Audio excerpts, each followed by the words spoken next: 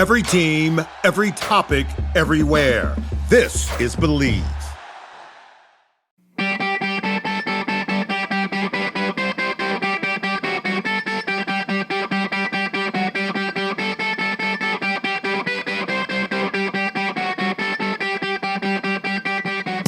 What's happening, everybody, and welcome to Short Shifts here on Wednesday. And as always, our short shifts are sponsored by Skate Tech, skate sharpening and equipment repair, which brings you NHL quality service at an affordable retail price.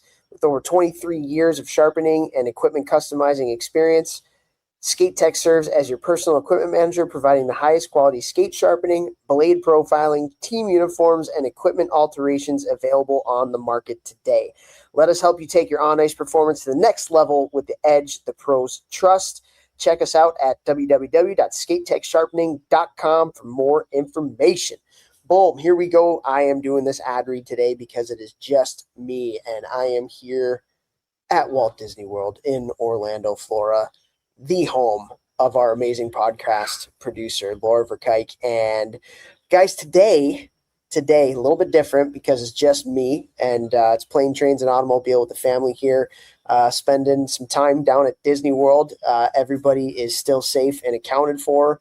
We have survived. This is our last day that is here, so I don't want to I should knock on wood, but just a phenomenal experience with my three girls, getting the chance to come down to Disney World. Haven't been there since I was like 3 years old. So pretty cool stuff. But what I wanted to talk about today with everybody is, so I have a coach mentorship program where we have about 30 coaches in the group. And it's cool. We meet up once a week, and one of the coaches presents on something that they're passionate about. We pair them up and do some mentoring with partners. I get the opportunity to mentor them as well, and it's just a really, really fun thing that we have going on there. And one of the coaches that's in there asked me a really interesting question the other day that I wanted to talk about here on our short shifts, and that was, how do I know as a coach if I did a good job this year? The year is ending right now for a lot of teams, or it's towards the end for a lot of teams. And so when you look back and you kind of reflect upon, how did I do? What was the job that I did this year? It struck something in me. And so I thought a lot more about it. And I wanted to kind of go through some of the things that I would do in kind of evaluating myself with what happened throughout the year. And so there's a couple things that I think are really, really important when you're thinking about, did I do a good job as a coach this year? And number one is self-reflection, just having a really honest self-evaluation into how you did.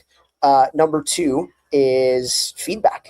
Get feedback from the players that you coach. Get feedback from the other coaches that were on your coaching staff. Get feedback, if you're in youth hockey, from the parents that are involved with the team that you were coaching. And so number one, reflection. Number two, feedback. And then number three is retention. It's retention.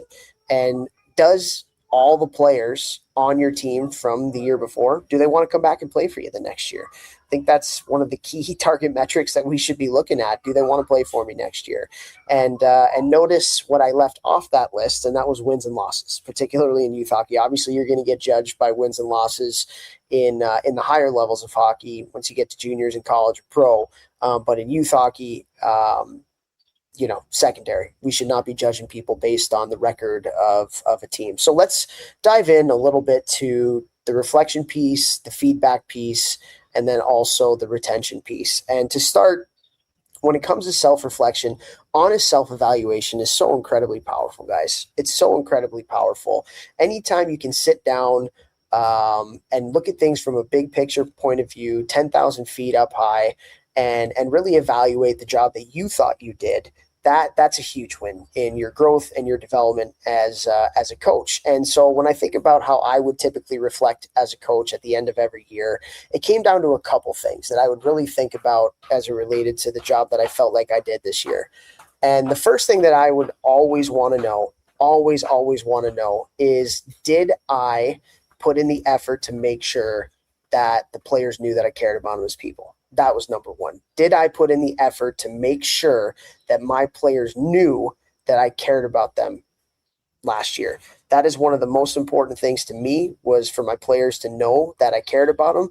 But there is a lot of times a gap between me saying or me thinking that I cared about my players, because I think as coaches we all want that and we all think that. But at the same time, did we put in the effort? Were we consistent in action, in showing them that we cared about them? And this goes back to something that I would do as a coach when I was at Cornell. I was in charge of the forwards, and once a semester, I've told this story before, but once a semester, I would have my players over for dinner. My wife and I would cook them a home-cooked meal, no pressure, sit down, watch some hockey, hang out for a couple hours, and then just give them a home-cooked meal. And what I would do at the end of every year is I would give my players a feedback survey. Hey, how'd I do this year? And it was incredible how many of the players wrote down in that survey how important that that meal was. And so it was a really big indicator to me that, like, showing up for these players and doing things for them and showing them that you care about them as people, that goes such a long way to help them understand where you're coming from. It goes such a long way to getting them to buy into what you're doing and to run through a brick wall for you. So what are your actions in making sure that the players know that you care about them? That was number one for me. The second thing is, was I consistently prepared? Was I consistently prepared for every practice, for every game, for every workout? Again, this is process oriented. When we're evaluating ourselves and we're reflecting, it's got to be process oriented, right? And so, did every day I come with a consistent mindset? Was I prepared with a practice plan? Was I prepared in a reach out plan? Here are the 3 players that I want to connect with in today's workout session or today's practice, to make sure I'm getting personal touch points with everybody. So was there a plan, and did I execute on that plan every single day? That's also something really, really important. Again, process oriented, not goal oriented. And then lastly, enthusiasm. And was I myself? Did I bring a positive energy to my team this year? Was I consistent in bringing my true, authentic self, especially when things weren't going well? Did I stay true to who I am, to my morals, to my beliefs, to my principles? That's really, really important to me. And those 3 things are mine. Doesn't mean they have to be yours, but I think, when you're structuring your evaluation plan of how you did, taking 3 things that are really important to you and thinking about how you did on those things goes a long, long way. So that's number 1, is just an honest self-evaluation. Number 2, feedback. The best way to see the job that you did, was I a good coach this year? Ask your players. How did I do? What were the things that I did really, really well? What were the things that I can use a lot of improvement with? What were some of the good moments? What were some of the not so good moments? Like, really asking your players for honest feedback about the job that you did. And they, for the most part, will be honest with you.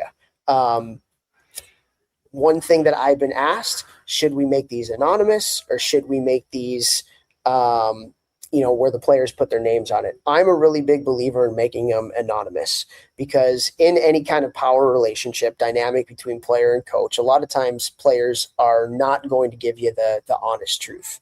And so with that, I think making these surveys, any type of feedback, anonymous, and then following those up with one-on-one meetings with your players. And I always I hate actually saying one-on-one meetings. They should be, you should have another adult in the room when you're having your conversation with players, for a whole host of different reasons. Number 1, a lot of times things can get lost in translation. So making sure that there's another person in the room to validate some of the things that you said with the player, particularly if they're, constructive criticism, because what the player then can go to the parent with could be something completely different than what you said to him. But also, I just think it's obviously safe sport is another thing where you shouldn't be one-on-one with the player. But then also having a dynamic with an assistant coach to be able to validate some of the things that you say, give their opinion on how their year went. Really, really important too. So getting an honest evaluation from your players, even your parents, if that's something that you want to do, can go a long way to making sure you get some honest feedback, right? And then lastly, retention. retention, retention, retention. Do your players want to come back and play for you the next year? That's so incredibly important when we're thinking about, hey, what is the type of job that I did? And again, all three of these things are process oriented, not result oriented, right? And so take the My Hockey rankings out of it, take the record out of it. A lot of times that's an indicator of the talent that you have on your team. Yes, obviously a little bit of how you did as a coach, but we should not be judging ourselves as coaches, and we should not be judged as coaches based on wins and losses in youth hockey. We should be judged on retention, the type of experience that our players had throughout the year, and how much better was our team at the end of the year than they were from the beginning of the year. That is how we should be judged, and that's how we should be evaluating ourselves as well.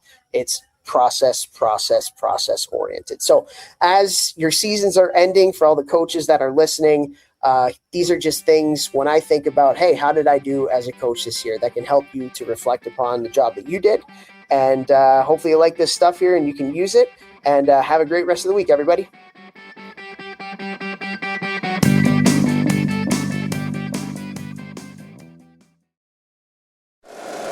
If you like the show, please take a moment to rate, review, and subscribe. It really does help the show to grow.